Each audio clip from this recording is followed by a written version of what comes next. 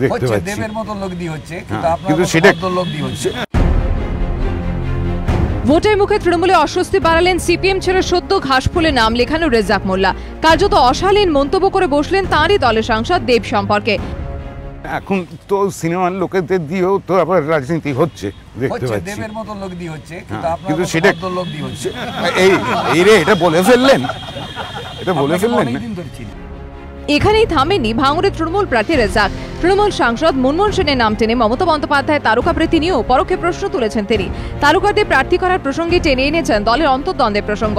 তৃণমূলের প্রার্থী বাছাই পদ্ধতিকে কার্যত আক্রমণ করেছেন।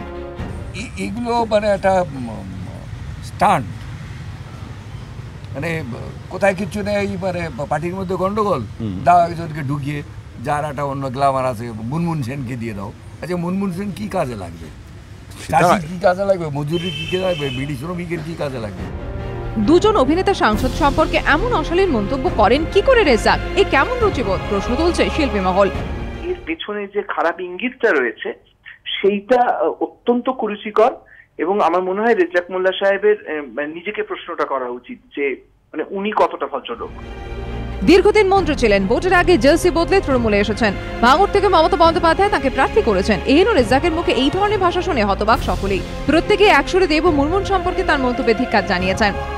উনি অন্তর্দ্বন্দ্ব ঢাকার কথা বলছেন, এতে মোটামুটি দলের অন্তর্দ্বন্দ্ব প্রকাশিতই। নির্বাচনের সিটটা বোধহয় নিশ্চিত নন যেটা নিয়ে, সেই জন্য হয়তো একটু ভারসাম্য হারিয়ে ফেলেছে। যদি ওনাকে প্রশ্ন করা হয় যে আপনার রাজনৈতিক দর্শন এবং বিশ্বাস কি, যাতে আপনি এরকম আয়ারাম গয়ারামের মতো কাজ করেছেন, আমি জানি না এই সমস্ত প্রশ্ন অভিনেতারা করলে ওনার কাছে কোনো উত্তর আছে কিনা। তৃণমূল প্রার্থী রেজ্জাক মোল্লা মন্তব্যের প্রেক্ষিতে যোগাযোগের চেষ্টা করা হলেও তৃণমূল সাংসদ দেব ও মুনমুন সেনের কোনো প্রতিক্রিয়া পাওয়া যায়নি। এবিপি আনন্দ।